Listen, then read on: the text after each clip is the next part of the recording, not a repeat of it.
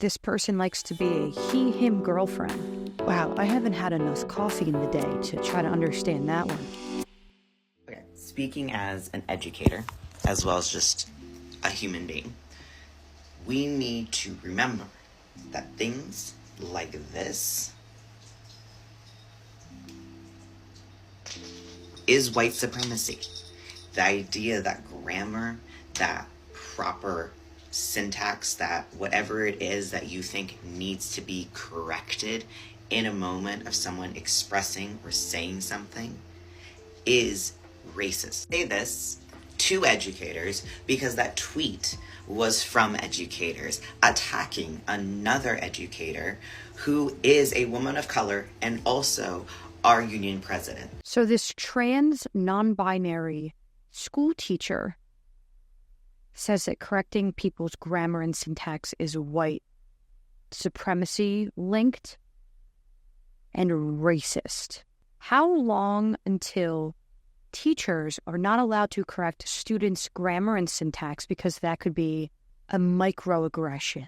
And since when is it not necessary to learn proper grammar, English, syntax, spelling? That's not racist. That's how school works. Since when is that not the point, to learn how to better communicate with people? Like, sooner than later, we're going to have teachers getting fired because they tried to correct a student's grammar. Is that what we've come to? That's what we've come to? I have a team of 21 right now for Validate. It's a pretty big team. It's a crazy big team for indie games. But who is your team? Validate has a team of mostly all people of color. We have no white people on our team. I did that because I wanted to create a safe environment. And I know the best way for an environment to be safe is to be around people who are just like me. And I'm not saying that white people in the industry are creating unsafe environments. I'm not saying that. That is not what I'm saying. I am saying that sometimes it is hard to work with white people because they think that something may be okay, but it was really a microaggression. And no one wants to deal with that while they're trying to make a game that they love.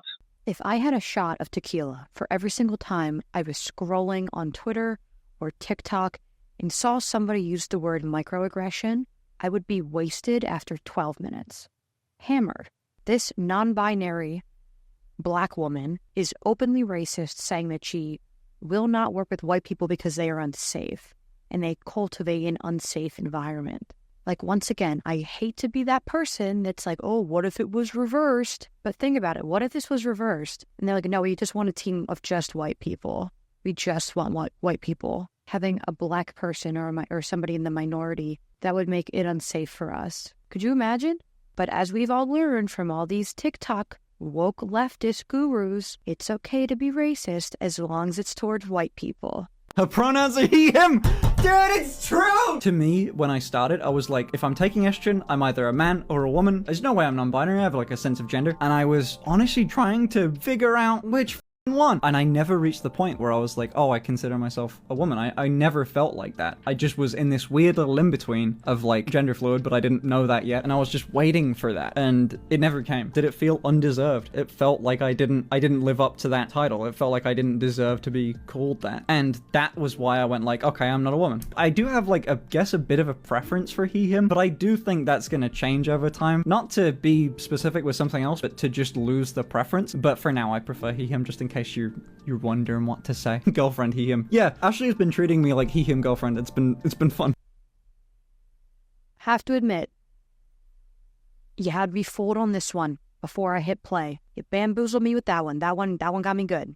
Still don't understand, though, how you could be confused about your gender. It's pretty binary, depending on which bathroom you use. That's a good indicator. A he, him girlfriend. Wow, I haven't had enough coffee in the day to try to understand that one. I'm a trans tattoo artist. Of course it's cool if you wear fetish gear to your appointment.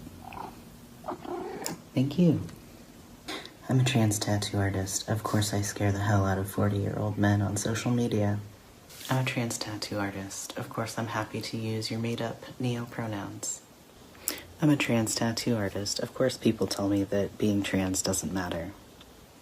I'm a trans tattoo artist. Of course I think tattooing is inherently trans. I'm a trans tattoo artist. Of course I've never had a straight man want to be tattooed by me.